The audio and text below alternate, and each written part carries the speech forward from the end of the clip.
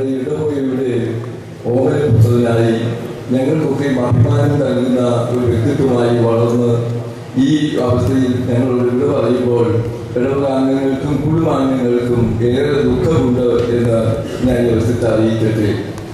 Engineer ആകുവാൻ തക്കവണ്ണം പഠനം തുടങ്ങിയ ഒരു വ്യക്തിയായിരുന്നു ഇദ്ദേഹം എന്നുള്ളത് പലർക്കും അജ്ഞാതമായ കാര്യമാണ്. എന്നാൽ ആ എഞ്ചിനീയറിംഗ് പഠനം നിർത്തിവെച്ചിട്ട് സഭയുടെ സേവനത്തിനും സഭയുടെ കെട്ടുപണിക്കും വേണ്ടി ജീവിതം അർപ്പണം ചെയ്തുകൊണ്ട് ഒരു ആശ്രമ അംഗമായി തീർന്ന് അങ്ങനെ തന്നെ ജീവിതം ആരംഭിച്ച് പുതിയ ആ ഒരു അനുഭവത്തിലേക്ക് എത്തിയ ഒരു വ്യക്തിയാണ് ഇന്ന് നമ്മോട് വിട പറയുന്നത്. അദ്ദേഹം യൂഹാനുവിന്റെ ഏറ്റവും വലിയ സ്വാധീനത്തിലും അതുപോലെ തന്നെ പ്രചോദനത്തിലുമാണ് ആശ്രമത്തിലെ അംഗമായി തീർന്നതും പിന്നീട് വൈദിക പദവിയിലേക്ക് ഉയരുകയും ചെയ്തത്. അദ്ദേഹത്തിന് പടിപടിയായിട്ടുള്ള വളർച്ചയിലും ഉയർച്ചയിലും അതിന് ഈ ഇടവക അംഗങ്ങൾക്ക് എപ്പോഴും അഭിമാനമുണ്ട്. ഈ ഇടവകയുടെ രണ്ടാമത്തെ ഒരു തിരുമേനിയാണ് കൊച്ചി ബാബ എന്നറിയപ്പെടുന്ന തിരുമേനിയുടെ കുടുംബത്തിൽ അദ്ദേഹത്തിന്റെ കൊച്ചുമകനായി ജനിച്ചു വളർന്ന് അദ്ദേഹത്തിന്റെ ആ മഹാപൗരോഹിക പദവിയിലേക്ക് ഉയരുവാൻ തക്കവണ്ണം സാധിച്ചതിൽ ഞങ്ങൾക്ക് അഭിമാനമുണ്ട്.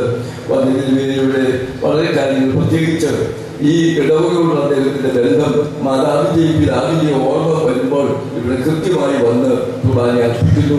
ഓഗസ്റ്റ് 31 അദ്ദേഹത്തിന്റെ പിതാവിന്റെ ഓർമ്മ ദിവസമാണ് ഇവിടെ വന്ന് കുർബാന അനുഷ്ഠിക്കുവാൻ ഉദ്ദേശിക്കപ്പെട്ടിരുന്നതാണ്.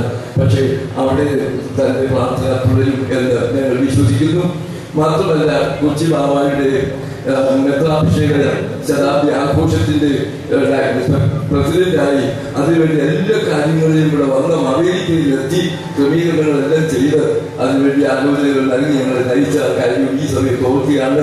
ഈ രണ്ട് ഇടവകകൾ വലിയപള്ളിയും അതുപോലെ സെന്റ് ജോസഫ് ഇടവകയും കൊച്ചി ചെറിയ പള്ളി ഈ രണ്ട് പള്ളികൾക്കും ഈ തിരുവേനോടുള്ള ബന്ധം വളരെ ഗാഠമായിട്ടുള്ളതാണ്. ഞാൻ എൻ്റെ വാക്കുകൾ ചുരുക്കുന്നു. ഈ തിരുവേനോടുള്ളതായ ഞങ്ങളുടെ ആദരവ് വലിയ അവസരത്തിൽ അർപ്പിക്കുന്നതോടൊപ്പം അദ്ദേഹത്തിന്റെ ആത്മാവിന് കർത്താവിന്റെ സന്നിധിയിൽ ഞാനായിരിക്കുന്നവർ എന്റെ ശുശ്രൂഷകരുമായിരിക്കും എന്നുള്ള ആ വലിയ വാഗ്ദാനം ലഭിക്കുവാൻ കൊണ്ട് ഇവിടെ ആകട്ടെ എന്ന് പ്രാർത്ഥിച്ചുകൊണ്ട് എന്റെ വാക്കുകൾ അവസാനിപ്പിക്കുന്നു.